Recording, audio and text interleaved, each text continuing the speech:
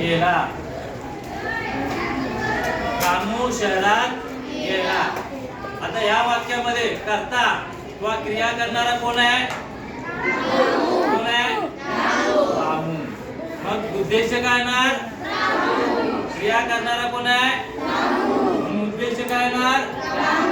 रामू. विधेय कुठे गेला तो? कुठे गेला? शहरात गेला. मग विधेय काय येणार? गेला.